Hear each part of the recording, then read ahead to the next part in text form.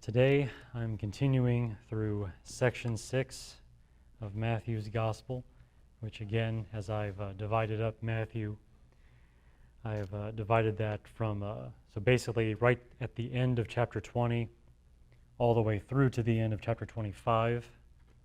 So that is what I call section 6.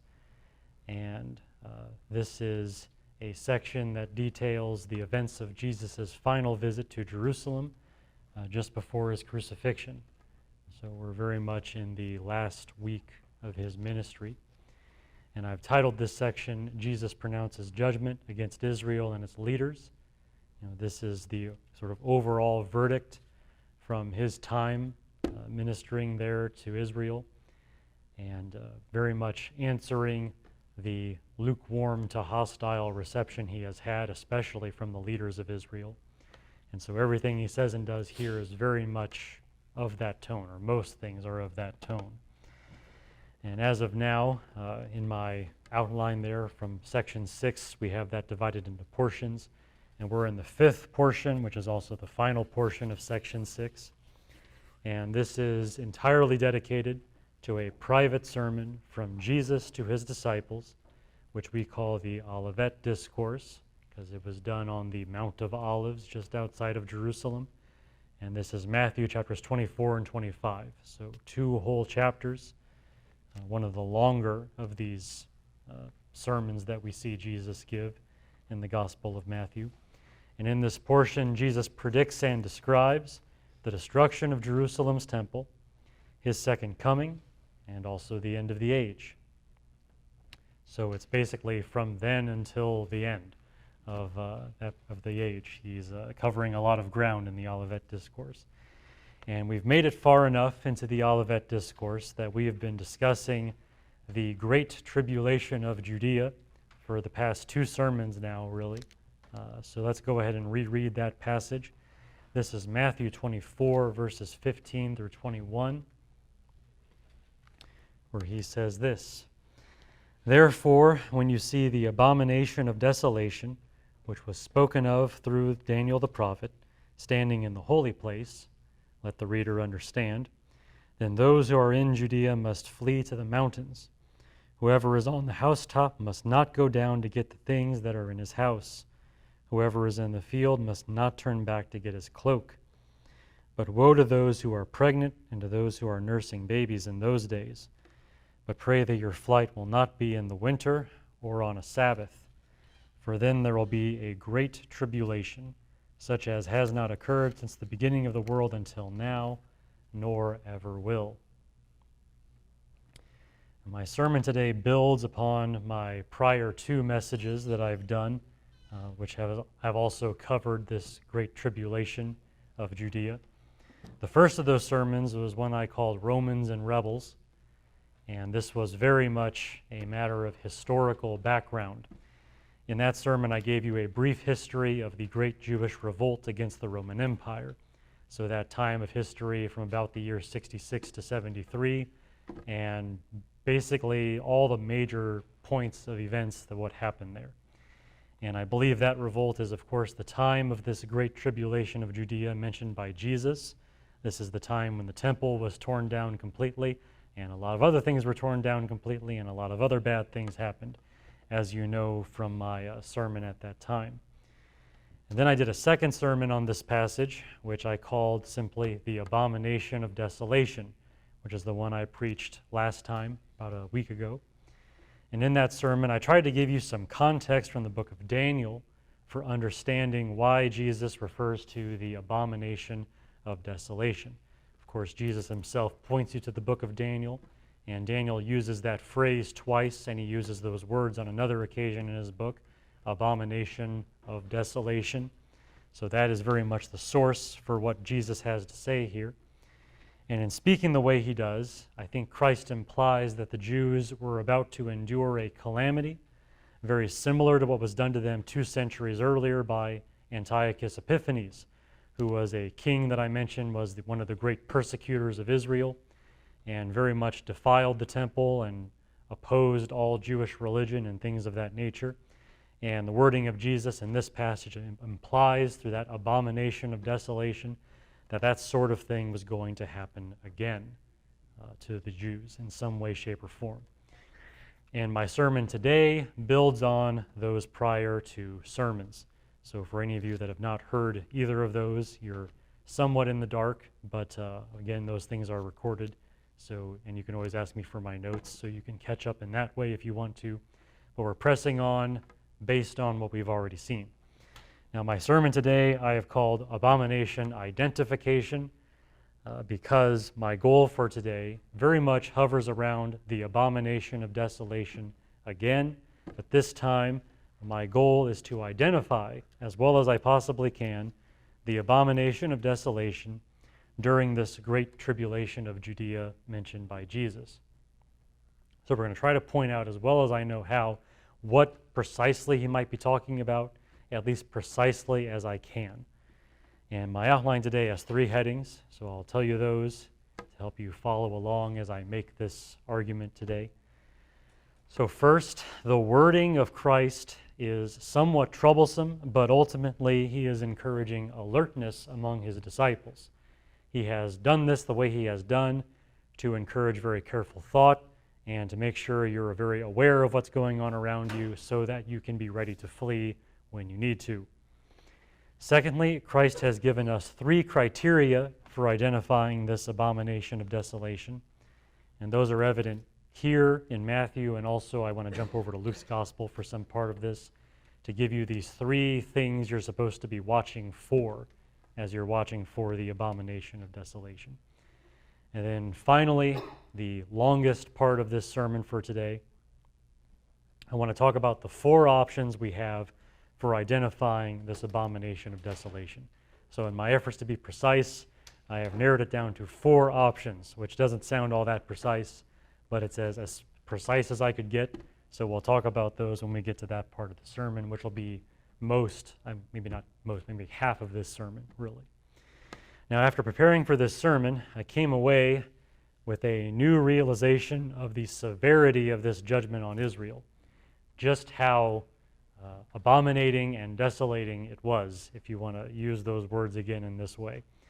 Certainly, this phase of history was both defiling and destructive for the Jewish people, hence the use of Daniel's phrase, abomination of desolation.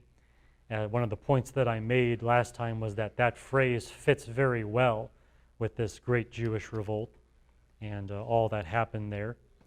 And so really, as we go through this and try to look for the abomination of desolation, we just have a little more detail into how bad it really was at this time, how great this great tribulation of Judea actually was for the Jews.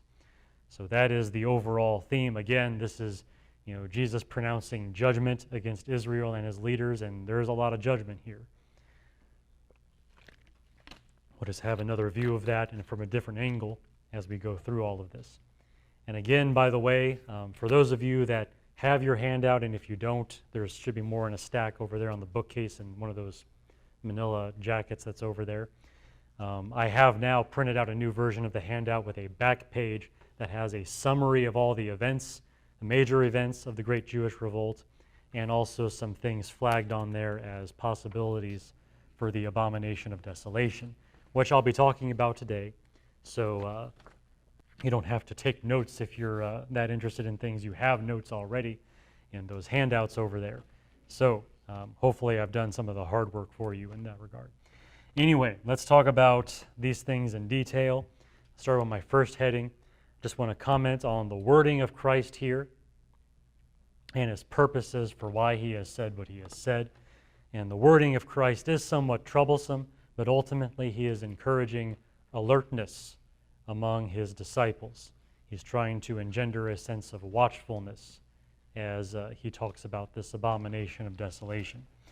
And as I mentioned in my prior sermon, the abomination of desolation mentioned by Daniel refers primarily to the actions of that guy, that king Antiochus IV Epiphanes. He called himself Epiphanes because that means manifest. He thought he was a manifestation of Zeus on the earth, and so he very much acted that way, especially toward the Jews. In about 168 BC, Antiochus took control of the temple, ended the daily sacrifices of the Jews, and began a campaign of persecution to end the Jewish religion. And we have enough sources about that we have a fair idea of what kinds of things were going on then.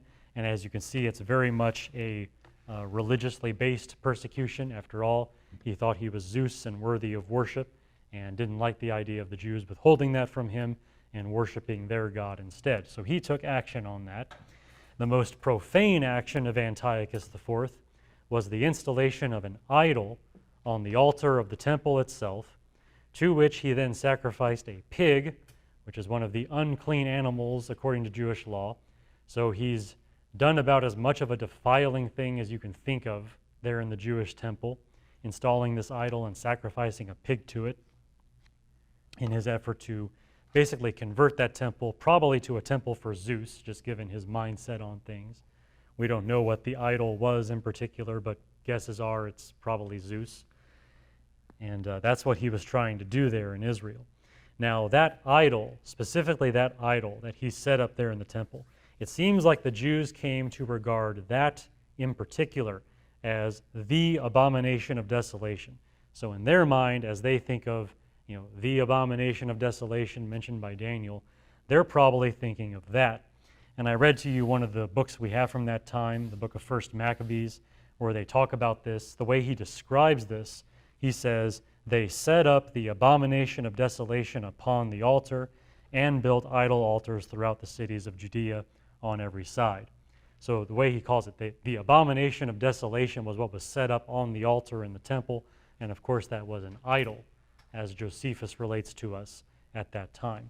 So again, just to say that any Jew that heard the phrase abomination of desolation was probably thinking of that idol that Antiochus had set up 100 and something years earlier, and that's what their mind would go to with that phrase, abomination of desolation. Now when we come to the words of Jesus and his use of the abomination of desolation, talking about this great tribulation of Judea, we are faced with an immediate problem, and that is the lack of any idol in the Jerusalem temple that we know of from that time. And of course we have a lot of detail from that time, especially from Josephus, but we don't have anything that is exactly like Antiochus setting up an idol there in the temple. We don't have anything like the Romans or any of the Jews or anything like that doing that in the time of the great Jewish revolt against Rome. Now Christ asserts that the Jews will see the abomination of desolation standing in the holy place. That's his wording. When you see the abomination of desolation spoken of by the prophet Daniel standing in the holy place. That's the way he words it.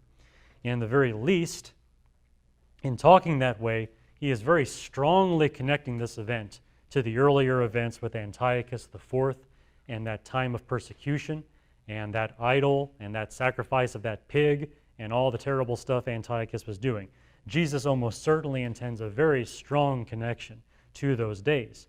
And naturally, his disciples sitting there are probably going to think of some pagan idol being set up in the temple, a pig being sacrificed to it or something defiling like that. I think their minds are very naturally going to go there. And yet, in all the detail we have from the time of the great Jewish revolt against the Roman Empire, we have no proof that any idol was installed in the temple in that exact way. We have nothing that functions as this kind of exact repeat of what Antiochus IV did, his abomination of desolation. So we might be troubled by that lack of an idol. It seems to be not a one-to-one correlation that we would like to see. That'd be very nice and neat and tidy, but we don't have anything nice, neat, and tidy as we think about the fulfillment of this. We might be troubled enough by that to reconsider, perhaps, a futurist reading of this passage and say that Judea has not yet suffered this great tribulation, and we have to wait for some later date to see this abomination of desolation, some idol set up there in the temple, like people who believe in that these things have not yet been fulfilled at all, that we're still waiting for some future time. We might be kind of forced back into that opinion. Or perhaps we might view it as a failure of fulfillment if we are convinced that Jesus does indeed have the great Jewish revolt in mind, but we have no idol being set up in the temple like Antiochus did, we might say, oh, it's a prophecy that didn't come true. Our mind could go in either of those directions as we think about this. However, against that, I want to remind you of some things and provoke you to think about it all in a bit of a different way. First of all, we should remember a few things about the book of Daniel, which is the source that Jesus gives us specifically for the abomination of desolation, the book of the prophet Daniel. So Daniel himself, to start off, never actually refers to the abomination of desolation as an idol. Daniel himself is never exactly that clear on what this abomination of desolation is. At most, in some of these passages, he says it will be set up. The abomination of desolation will be set up. And I just want to read to you two of those passages that I mentioned earlier. I'll just read them briefly to you. So in Daniel 11, verse 29 through 32 is one of these, where he says, so at the appointed time, he, and this is prophetically speaking, this is the king of the north, which I have identified as Antiochus IV. So at the appointed time, he will return and come into the south, but this time it will not be the way it was before, for ships from Kittim will come against him. Therefore he'll be disheartened and return and become enraged at the holy covenant and take action. So he will come back and show regard for those who forsake the holy covenant. Forces from him will arise, desecrate the sanctuary fortress, do away with the regular sacrifice, and they will set up the abomination of desolation. And those last few statements there refer to that time of Antiochus' persecution of the Jews, as we try to match what Daniel says with things that unfolded in history. And that's all a pretty close match, so we know that this is pretty well what we're talking about here. And then to skip forward a little further in Daniel, chapter 12, verses 11 through 12, another reference to this abomination of desolation being set up. It says, from the time that the regular sacrifice is abolished and the abomination of desolation is set up, there will be 1,290 days. And he says, how blessed is he who keeps waiting and attains to 1,335 days. So both of those increments of time are about 3.5 years. But you see again the abomination of desolation being set up. Daniel himself, however, does not give any further detail about what this abomination of desolation is. He does not refer to an idol in particular. So even thinking about his book and thinking of things that came to pass in the time of Antiochus IV, long before the time of Jesus, none of that strongly hints at an idol in particular, which leaves us some leeway in how we might interpret the prediction that Daniel gives us. It might also give us some leeway in how we interpret Jesus' use of Daniel's prophecy. It's one thing if Daniel himself specifically says an idol. He doesn't really specifically say that, though. It gives us a bit of room to maneuver here as we think about what these things might mean and how Christ might be applying them. Furthermore, there is another passage where Daniel speaks of abomination and desolation together, and in that passage he's even broader in his language. And this is part of the 70 weeks prophecy, which I also read to you last time. I'll read you a part of that again. This is Daniel chapter 9, verse 27 in particular. And the way he words this here is very interesting. And as he's talking in his usual cryptic way, and I remember saying that this was a bit more, there's a bit more doubt as to what Daniel's talking about in these 70 weeks, but here's what he says. And he will make a firm covenant with the many for 1 week, but in the middle of the week he will put a stop to sacrifice and grain offering. And on the wing of abominations will come one who makes desolate, even until a complete destruction, one that is decreed, is poured out on the one who makes desolate. So on the wings of abomination comes one who makes desolate. That is his other use of these words, abomination and desolation together. And in that statement, Daniel almost seems a little more focused on a person, rather than on an object being set up. It's more like on the wings of abomination comes one who makes desolate. There's actually a person doing this. So if Jesus has that passage a little bit more in mind for what he's talking about, we might be getting away from this idea of an idol or an object of some sort. And again, a lot of this, we have a lot of maybes, we have a lot of ifs, but the point being, there's a lot of leeway here that makes the lack of an idol being set up during the Great Jewish Revolt not so problematic, because Daniel himself isn't so specific, and Jesus himself, in the way he refers to Daniel, is kind of cryptic. Now, to go a little bit further with all this, we're talking about cryptic language and all this, that has a purpose, and we've seen this before from Jesus. We shouldn't pretend like we've never seen him speak in ways that are kind of indirect and maybe not plain at first what he's talking about. I just want to jump back to an earlier passage in Matthew real quick and read something else. This is from when he's talking in parables and his disciples ask him about why he's talking in parables. This is Matthew 13, verses 10 through 13. His disciples came to him and said, "Why do you speak to them in parables?" And Jesus answered them, "To you it has been granted to know the mysteries of the kingdom of heaven, but to them it has not been granted. For whoever has, to him more shall be given, and he will have an abundance. But whoever does not have, even what he has shall be taken away from him. Therefore I speak to them in parables, because while seeing they do not see, and while hearing they do not hear, nor do they understand." So he talks in parables so that seeing they will not see, and hearing they will not hear. Sometimes Jesus taught in ways which would not be comprehended by any of the faithless people around him, but in ways which would make sense to anyone who tried, anyone who cared to internalize these things, think about them, and in those days maybe even ask him about them as the disciples do. Anyone who actually put forth the effort would be able to make sense of these kinds of teachings. But everyone else who just says, that's a bunch of nonsense, they're not going to learn anything, and they're going to go off to destruction because of what they don't know, because of their own lack of understanding, which was very much self-imposed by their own faithlessness. For that reason, we should not be surprised to see Jesus be a little tricky in the things he says and the way he says them. We should expect something trickier with this abomination of desolation.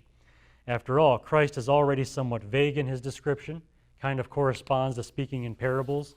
Instead of saying what you mean, you say, the abomination of desolation will be set up. And when you see that, flee. It's like, well, what is it? And the answer is almost, wouldn't you like to know? Like, maybe you should think about this for a while. It's the kind of thing where, again, it's a matter of kind of rooting out different kinds of people. Faithless people are going to hear this and say, that doesn't make any sense, or that doesn't exactly match what's going on. Just forget about all that stuff Jesus said. Or you can sit there and work with it and try to say, you know what? Let's give Jesus the benefit of a doubt here, and let's see if we can make this make sense based on what we're seeing. Let's treat it like a puzzle and work with it like a riddle and see what we can do.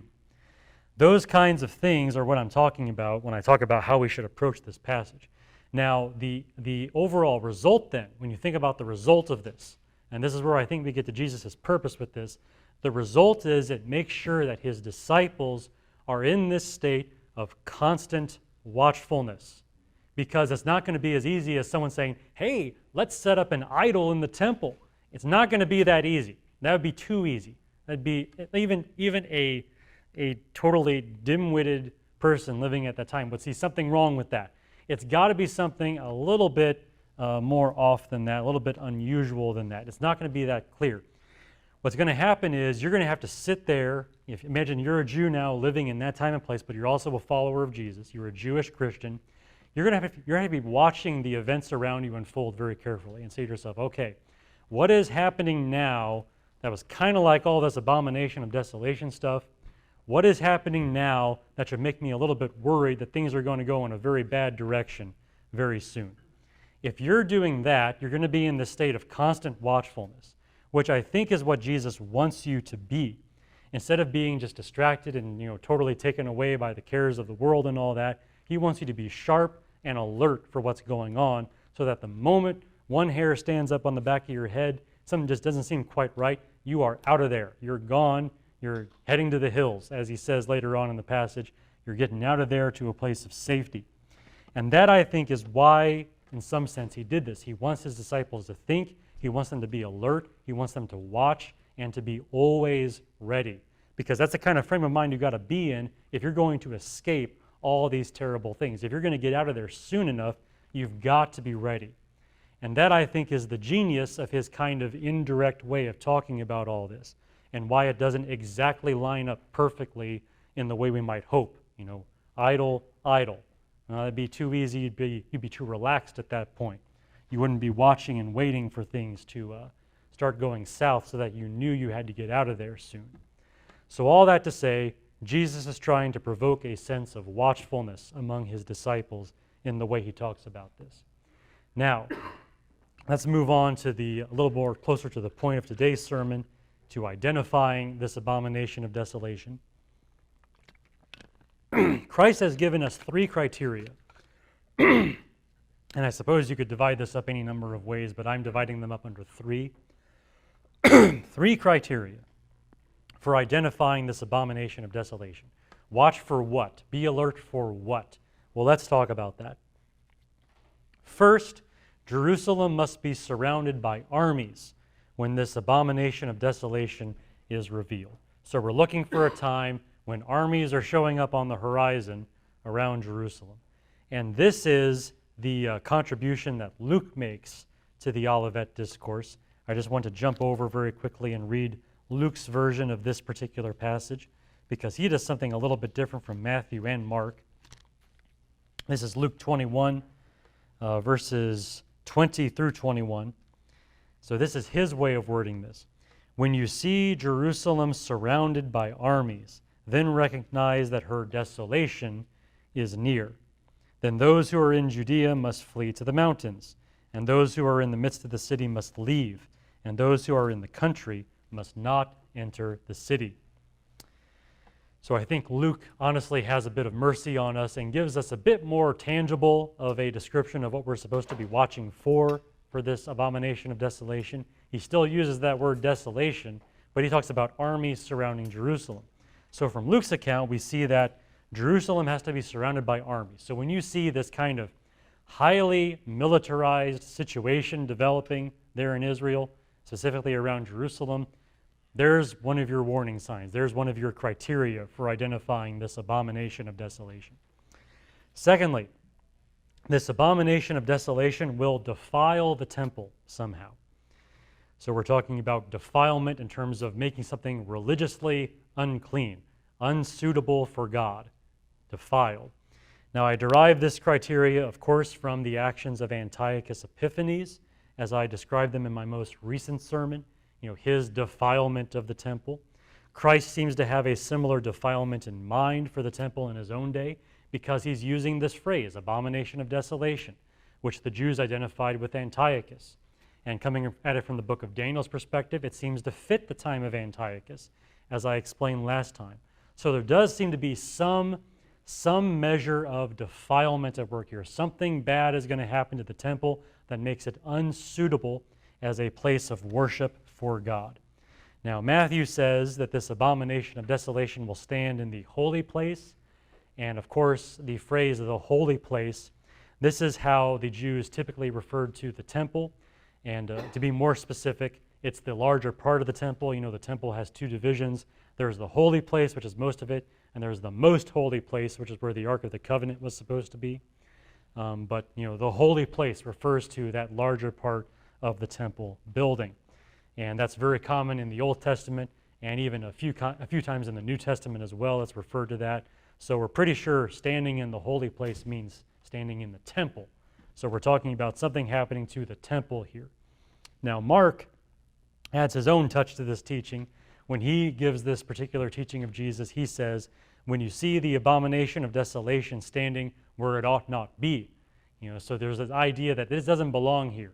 This is the thing that should not be here. And when you're talking about a temple, as you cross-reference all this together, you're talking about something that is somehow an affront to God.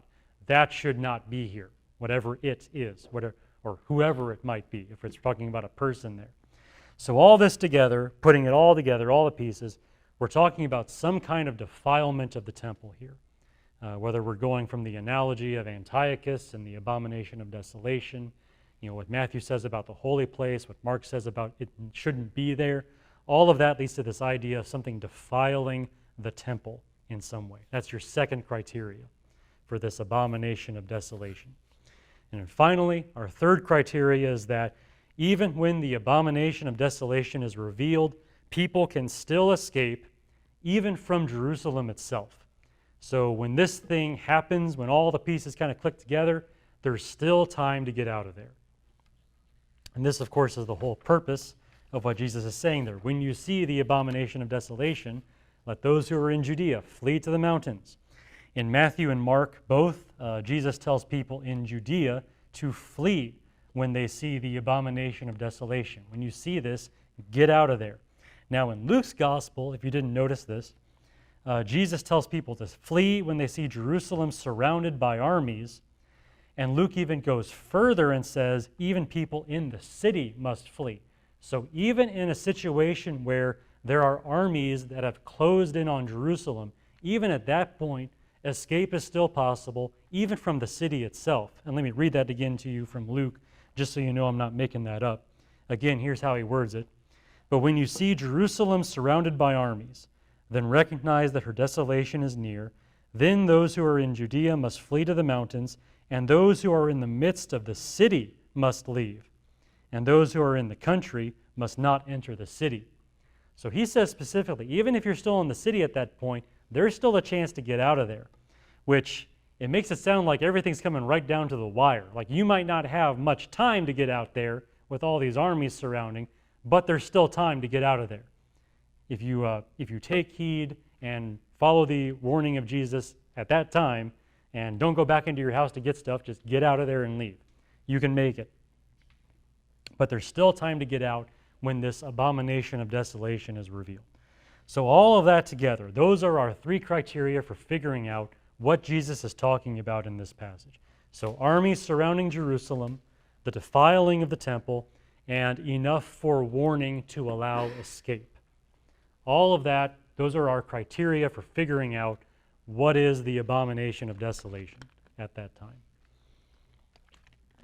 All right, now in applying these three criteria, astonishingly, we have four options that we might consider as we look at historical events for anything that matches these criteria. What happened in history at the time of the Great Jewish Revolt that might match these three criteria? We have four options. And again, for any of you that have the handout or want to get another copy of that, I have those marked for you on the back page as I give you my historical survey of the Great Jewish Revolt. All those are noted there. These four options are noted there in green so you can see them. And I just wanted you to have those so you can have them for reference later on. So let's go through these four options and tell you why I think they're options. We'll talk about the strengths and the weaknesses of them, and we'll just sort of leave it at that, because it's the kind of thing where I can maybe eliminate one or two of these, but the other two are strong enough where it's like, I'm not sure. So we'll just see what we have here as we look at these options. So the first option is Governor Florus and his robbing of the temple and his following raid on Jerusalem. And again, that should all be familiar to you because we talked about Governor Florus 2 sermons ago, and I have him listed for you on the back page of that handout there. One of the great immediate causes of the Great Jewish Revolt was in the year 66 when the Roman governor of Judea, a guy named Gessius Florus, robbed the temple, right? So he goes into the temple. He decided that Caesar needed more money for some reason, and the only way he was going to get it was to rob the Jewish temple, so he just robbed the Jewish temple, and that was the end of that. Well, he thought it was the end of that. It turned south pretty quickly because the Jews protested the action, and Florus responded to their protest with a yet more heinous action of raiding the entire city of Jerusalem. So every soldier he had was out there just, taking stuff and doing all kinds of terrible things there in the city itself. Now, these events actually follow the warnings of Jesus very closely. They actually come very close to meeting those three criteria that I gave you. These events also bear a very passing resemblance to the actions of Antiochus Epiphanes, the guy who worked the original abomination of desolation 2 centuries before the Jewish revolt. So let's talk about some of the details here and how they correspond to all that. Like Antiochus Epiphanes before him, Gessius Florus had a reputation for mistreating Jews.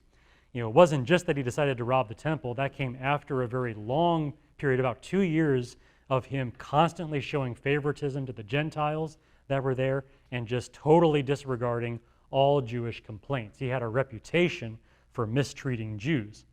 Furthermore, Antiochus Epiphanes, he actually did rob the temple as part of his campaign of terror in Jerusalem, just like Gessius Florus would later. So both of these kind of begin with a robbing of the temple, just a pillaging of the treasures and the money there in the house of God.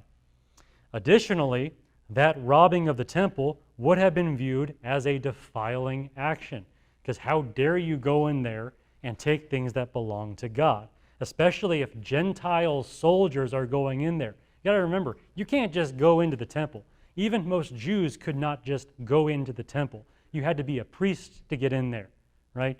There's not just this open door for everyone to get in there. So for Gentile soldiers to go in there and start taking stuff, that is a defiling action right there. That is not anything that should be at all. Now, so you've got that defilement there. Now, as for armies surrounding Jerusalem, we do know that Gessius Florus followed his robbing of the temple with a general raiding of the city of Jerusalem, which would involve, soldiers, going around Jerusalem doing stuff. We don't know for sure that at any point his men ever properly surrounded Jerusalem. We don't have that much detail in our sources, but to raid the entire city of Jerusalem would have taken some manpower. There would have been armed men going around doing stuff. Comes pretty close to this idea of Jerusalem being surrounded by armies. So there's that criteria.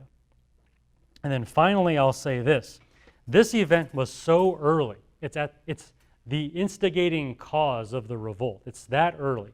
So early that nearly everyone could have escaped from Judea if they had decided to. They would have seen this and say, okay, let's head up to the mountains and find a safe place to hide this out. Do something, get out of there. It was early enough before any of the really, really bad stuff happened that you could get out of there in a good amount of time before things really got bad. So therefore, all that to say, Governor Florus, his robbing of the temple, and his following raid on Jerusalem, that's our first option for this abomination of desolation. There's a really strong case to be made for Florus and his actions as what Jesus has in mind. So there's option number one. Now our second option is perhaps not so solid, but some have identified it as the abomination of desolation, so I do want to talk about it. So this next one is the Jewish decision to cease all sacrifices for foreigners and for Caesar. There was a decision made, and I talked about this from Josephus in particular in his events. He actually views this as the first action of the Jews revolting against Rome. According to Josephus, the true beginning of the revolt was when the Jews decided to cease all sacrifices for foreigners and for Caesar. Now remember, the way the ancient world works, whenever one nation conquers another, usually there's some allowance made for those people to continue their religious practices, but they have this rule. It's like, okay, you can keep offering sacrifices to your God, to your gods, but just make sure you're also offering sacrifices on behalf of your new ruler and ask your God to bless his reign. If you do that, we'll let you continue offering sacrifices to your gods. And the Romans did that with the Jews as well. That was the deal. Hey, just offer sacrifices on behalf of Caesar, and we'll let you continue doing your whole Jewish thing that you've been doing. That was the deal. When the Jews got fed up enough with Governor Florus and the Roman oppression in general, they decided, you know what? We're done with Caesar. We're not going to offer sacrifices for Caesar. We're not going to offer sacrifices for any foreigner. The Jews are for the Jews from here on out, and all the rest of you can just leave. That was the first action of the Jewish revolt at that time. Now, of course, all of that to say, what was the end result of that? Well, the end result of that was not good for the Jews. It was the desolating of their temple and their city and really the countryside around the city and a lot of terrible things that followed in the Jewish revolt. So you could call that, an abomination of desolation for sure, certainly the desolating part. Now, as for the decision itself to cease all sacrifices for Caesar and foreigners, some Christians have found that to be very similar to Antiochus Epiphanes deciding to stop the regular burnt offerings that the Jews were doing in his time. Now, the big caveat there is what Antiochus did was absolute. We're ending all sacrifices to the God of Israel. This temple now belongs to me. This temple now belongs to Zeus. And now you serve me and this idol that I'm setting up in your temple.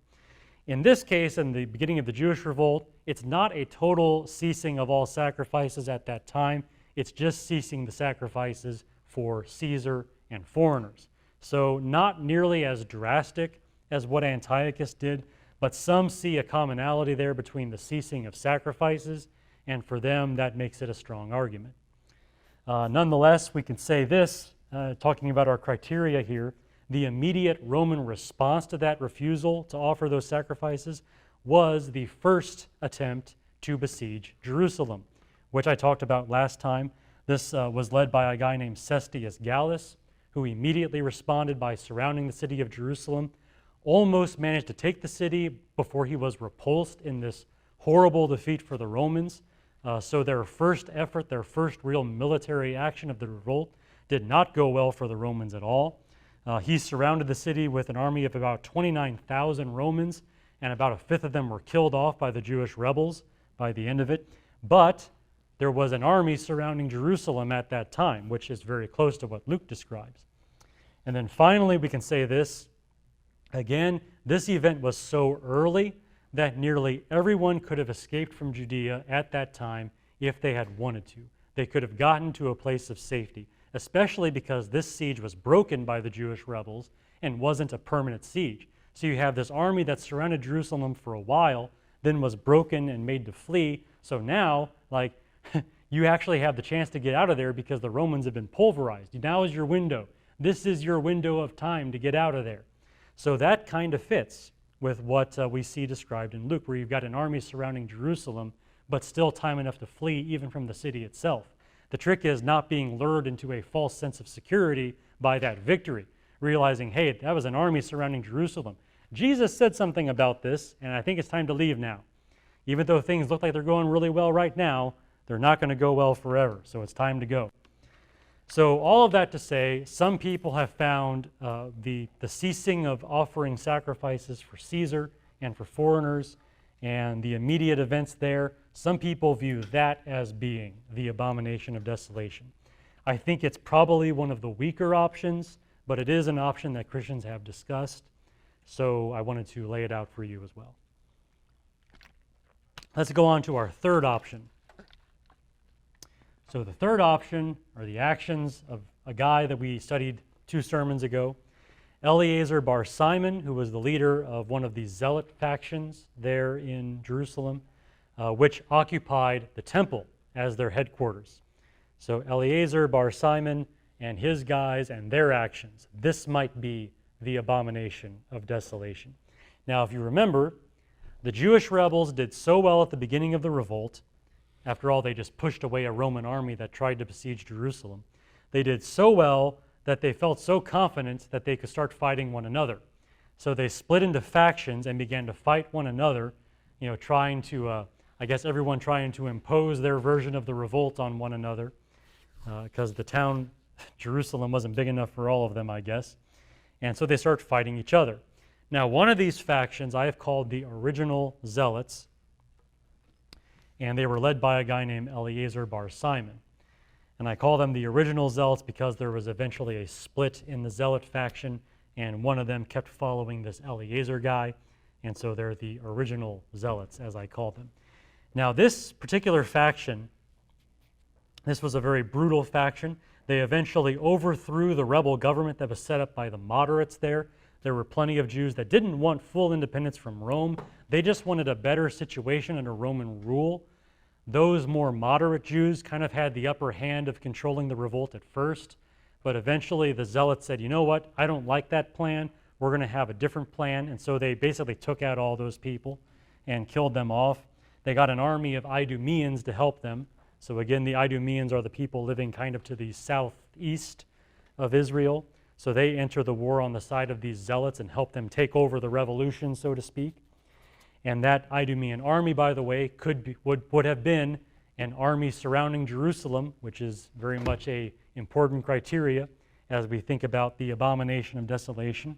That's our first sign that this might be kind of gearing up for this abomination of desolation we're talking about here, when this army of Idumeans shows up. Furthermore, as I mentioned, this original zealot faction eventually took over the temple and used it as their headquarters. So as the way things fell, as the city of Jerusalem was divided up between these different rebel factions, these original zealots controlled the temple ground itself. Now, these men, again, are not priests. They're just fighters. They should not be in the temple, and they certainly shouldn't be using it as a headquarters for war. That is not what the temple is meant for. This is meant to offer sacrifices to God and to worship God. But here they are using the temple as their headquarters. So that would have been a defiling action. That would have been an abomination of sorts in the Jewish reckoning of things. Also, we could say this, due to using the temple as a stronghold, there was fighting there. As the different rebel factions were fighting one another, there were times where some of these factions made attacks on the temple because they were trying to fight the zealots who had taken over the temple as their headquarters. So you've got people fighting and dying and bleeding all over the temple. There are people that would still try to use the temple for worship and for sacrifice. So you've got priests and worshipers still in there trying to do their thing. Josephus said that a lot of those people were killed in the fighting just because they got caught in the wrong moment when one of these other factions decides to do a raid on the temple to try to take out these zealots. Well, if you're in there trying to make your sacrifice, you and that priest might get killed in the fighting. And that happened several times. Josephus said in his assessment that because of these kinds of things, the temple was no longer fit as a dwelling place for God. His words. So an abomination, a defilement, very much happening there in the temple. In addition to this defilement, let's not forget that Jerusalem would eventually be surrounded by yet another army. I talked about how at some point there was this other faction that came along whom I called the outsiders. I call them that because for a while they were camped outside of Jerusalem, trying to get into the city and take it over. And those outsiders eventually hired the Idumeans, who changed sides at this point to join this faction instead, and together they worked their way into Jerusalem and take over parts of the city. So again, we've got more armies. We've got now this outsider faction, and the Idumeans are back. So we've got armies, now two armies surrounding Jerusalem, which again sounds very much like Luke, very close to what Luke describes. And of course, even now we're not done, because eventually here comes a third army, the next Roman army under General Titus, the one that successfully managed to surround Jerusalem and eventually take the city. Right? So we've got a third army showing up. Now, here's another thing about this, and again, this goes back to our historical background. When that happened, and the Romans surrounded the city, and things got really hard and supplies were running short, the zealots in particular, because remember, they're the ones in control of the temple, the zealots made a decision to stop all daily sacrifices to God because they were running out of food, and you don't want to keep offering sacrifices to God when you're running out of food, at least from their perspective. And so now they're just not even making any offerings to God at this point, which, that in itself is another abomination there. I mean, like, you're just now not sacrificing to God at all. You're just not giving God his due in any sense of the word. I mean, that's a terrible thing from a religious perspective there. Very similar, of course, to what Antiochus did when he stopped all sacrifices to God as well back in his time. So there you have another commonality. And if you want to add yet another sacrilege to this long list of sacrilegious deeds that we've been piling up here, the zealots eventually started tearing up parts of the temple in order to make obstacles against the Romans. So as the Romans were taking more and more of the city, the zealots there that were controlling the temple started breaking down walls and stuff to build barricades and things to try to keep the Romans away. So now they're tearing down the temple. The first, that whole thing Jesus said about no stone remaining upon another. Well, the people that started taking down those stones, those were Jews. Those were Jewish zealots doing that. So you've got now these Jews tearing down the temple with their own hands, trying to make these obstacles for the war effort. Now, all of that I've said so far, I mean, there's a lot there. I mean, Abomination of desolation sounds like a pretty fit term to describe all that. The only question that remains is whether people could have acted on Jesus' command to flee after the zealots had defiled the temple in all these different ways and all these different armies that showed up, right? Because again, the whole idea is when you see this, flee. So there still has to be some opportunity to flee. So was there, at this time in the war, could somebody decide, you know what, this is all sounding very much like what Jesus said, I'm getting out of here? Was that possible? Well, on the one hand, as time went on, the rebel factions made it more and more difficult for Jews to leave the city. They did not like that. There were plenty of people that wanted to leave and were killed in the act of escaping because the Jewish rebels did not want them escaping. And some of them, even if they did make it out, were killed by the Romans as well. Not always, but sometimes. So it was definitely hard to escape. However, Josephus does report some who escaped from Jerusalem. They escaped even before the Romans arrived, and some managed to escape afterward as well. There were people that did manage to get out, and they're the luckiest of all, if you want to speak of luck in that way. But they did manage it. And of course, people in the countryside would have had an easier time because, Jerusalem's kind of the focal point of the war by that time. And if you're just out there in the countryside, it's like, okay, things are not going so well for Jerusalem. I'm just going to get entirely out and find me a place in the mountains where I can lay low for a while, or lay high. You're in the mountains, right? You want to get higher up there. So one way or another, you could say that, yeah, there's a way to escape. You could do it. It's going to be really, really hard, but for a good chunk of time there, you could still get out. You could still escape, even from Jerusalem itself, if you wanted to. So it was possible. All that to say, this third option, very strong candidate for what Jesus may have in mind for the abomination of desolation. So the actions of Eleazar bar Simon, his zealot faction, and all the stuff they were doing in the temple and in the city, and all the armies around Jerusalem at that time. It all fits pretty well, even with the escaping. One more option, and then we'll be done for today. A fourth option for this abomination of desolation, General Titus of the Romans and his own defilement and destruction of the temple. Pretty hard not to talk about this one, but it does have some strengths and some weaknesses, so we'll talk about those. So this second Roman siege accomplished by Titus is the one that eventually manages to take the city of Jerusalem, and two of the three criteria that we talked about earlier, they are certainly met by this, very strongly. So without question, the Roman army was surrounding Jerusalem at that point. That's the whole idea of a siege. And so that fits with what Luke describes. Now, also, talking about defiling the temple, these guys later burned down the temple. As Josephus tells it, they did not mean to burn down the temple, but at some point in all the fighting, somebody started a fire, and the whole thing went up in flames, and after that, there was nothing they could do, and it eventually just became a pile of rubble. No stone was left on the other.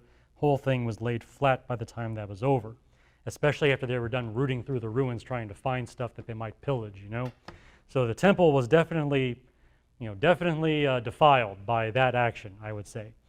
Now, another thing to point out here, and Josephus mentions this, after burning down the temple, Roman soldiers did something that would also have been considered defiling to the temple grounds. So the Roman armies, they had these standards, right? So basically a pole with the symbol of your legion on it. This is how they organize their legions. This is how they keep track of who's where on the battlefield. These standards, though, as they called them, they were also of religious significance. They were kind of like idols on a pole, if you want to think of them that way. And so these Roman soldiers did what Roman soldiers sometimes did. They stationed their standards on the Temple Mount, and they offered offerings to their standards. They burnt offerings, or incense, I think it was in particular, to their standards. So they make a religious offering to the idols on top of their standards right there on the Temple Mount, which of course would have been a defiling action for that place, which was supposed to be intended for the dwelling place of God and making sacrifices to God. All that to say, our minds naturally turn here for the abomination of desolation. A lot of this seems to fit. The second Roman siege of Jerusalem meets two of the three criteria without question. You've got an army surrounding Jerusalem. You've got defiling actions happening in the temple. against the temple, on the Temple Mount. All of that, works very well. Now, the thing is, you got to make this concession, though. By this point, hardly anyone could have escaped. I mean, by the time you get to that point, where the Romans are burning down the temple, anyone left in the city is a goner. I mean, they're not going to make it, and if they do survive, it's going to be as a slave or a captive, which is exactly what happened to those who did survive. People in the countryside, yeah, but people in the city, there's not a lot of hope for them. So if there's any marker that's kind of against this option, it'd be that. By this point, escape is just not really a valid option. You're not really going to get out of there. So that's kind of a hindrance there. Now, to kind of balance that out, I do want to talk about something that Josephus mentions, and this is kind of a footnote on this fourth option. And you know what? It could be just a really, really strange coincidence, but I mention this because it's like I'm reading this in Josephus, I'm thinking to myself, no way. There's no way this happened. But I do want to talk about it just because it ties into this whole abomination of desolation thing. So I will talk about this. So during the Second Roman siege of Jerusalem, Josephus does make some effort to describe some of the different companies that were there, some of the different bands of soldiers. The Roman army is not necessarily made up of Romans. They have a lot of people from other countries that fight with them. It's just kind of their thing to appropriate the soldiers of other countries. Well, there was a band of soldiers there called the Macedonian Company. Okay? Now, this company came from a kingdom that was under the dominion of Rome, so kind of a client kingdom, if you want to use that terminology. This was called the Kingdom of Commagene. And the leader of this Macedonian company was the son of the king of Commagene. So he's a prince, right? So you've got the royal prince out there leading this band of soldiers, with their Roman overlords in the siege of Jerusalem. The name of this prince, Antiochus Epiphanes, that's his name, which is the same name as this guy that 2 centuries earlier had just pulverized the Jewish nation. Their great persecutor. First of all, somebody named their kid Antiochus Epiphanes, and then secondly, he shows up at the siege of Jerusalem. This guy is there. I mean, imagine if you're, I can't imagine Josephus's reaction to that, but if anyone in the city heard about that, I can't imagine their reaction either. I mean, that's just like, this is not good to have a guy with that name here doing this stuff. We have no account from Josephus about anything in particular that this guy did, on the temple or anywhere else. We just have record that he was there, fighting alongside the Romans. And maybe it's just a weird coincidence. Maybe it's just one of those things where truth is stranger than fiction. But it seems to deserve mention as we're talking about ways that these events fit with, the earlier abomination of desolation that Antiochus IV worked. A guy with the same name shows up fighting alongside the Romans. Are you kidding me? It seems worthy of mention. So I mentioned that as part of this fourth option of the Roman actions and General Titus and all that they did, possibly being the abomination of desolation. It's not a strong fit, but man, there's some stuff there that's hard to ignore. So I wanted to mention that as our fourth option.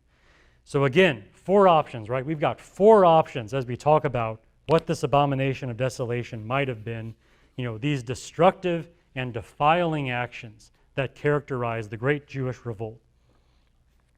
Now, if I had to choose one of these options, I'm a little more inclined toward the third, which are the actions of Eleazar bar Simon and his zealots there in the temple, all the defiling stuff they did, and all the stuff surrounding those actions. I think those are probably the best fit for all the criteria. So if I had to choose one, I'd choose that one. But the real point I want to make here at the end is just that, do we really need to identify anything in particular? Do we really need to identify a single person or a single event? This whole conflict from beginning to end, from the time Governor Florus raided the temple until the fires at the temple, burned down after the Romans were done burning the thing, that whole period was just so defiling and so destructive overall. I mean, how many armies were around Jerusalem at that point? How many defiling things were done in the temple?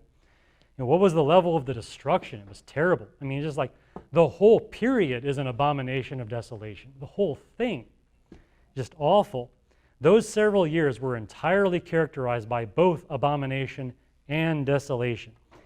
any Israelite at any time in this conflict who had any recollection of the words of Jesus and took them even a little bit seriously had plenty of reason to take warning and to do whatever he could to get out of there the moment those pieces started fitting together in his mind. The moment all this stuff sort of clicks together in his mind, he's got every reason in the world to get out of there, just like Jesus said, at any point in this, from beginning to end. So it's just like, at this point, it's almost like, do we even need to identify the abomination of desolation? The whole period is the abomination of desolation, it seems. And that is my final assessment of these events and the abomination of desolation. So let's do that all in summary, and we'll end the meeting at this point. So again, just trying to identify this abomination of desolation, I move through three major headings here. First, I said that the wording of Christ is somewhat troublesome, but ultimately he's trying to encourage alertness. He's trying to get people to pay attention to their surroundings and think about them and be on alert to get out whenever things start to go south. Secondly, Christ has given us three criteria for identifying this abomination of desolation, and those are armies surrounding Jerusalem, the defiling of the temple, and enough forewarning to escape. And in applying those three criteria, we have basically four options. If you want to choose a specific event or person who might be the abomination of desolation, we have four options. First option is Governor Florus, his robbing of the temple, and his following raid on Jerusalem. The second option is the Jewish decision to cease all sacrifices for foreigners and for Caesar. The third option is the actions of Eleazar bar Simon and his zealot faction and all that they were doing in the temple and all that was happening around them at that time. And then finally, option number 4, General Titus, his own defilement and destruction of the temple, and all those things. So all of those are the options. If you still feel the need to choose one, you can choose from that list. But I'm just going to be content to say that the whole period was an abomination of desolation almost. So it seems almost not to matter at this point. And they always had plenty of warning. I mean, at every stage in this, there was enough reason to say, you know what? This sounds a lot like what this Jesus guy was saying. It's probably time to get out of here and take cover somewhere. So that is all I have to say about the abomination of desolation. My next sermon, whenever I teach next, which will be several weeks from now, I'm going to focus more on this command to flee and the details about that. So we'll get into that next time whenever I teach on this passage. So you can be thinking about that in advance if you want to. In the meantime, do we have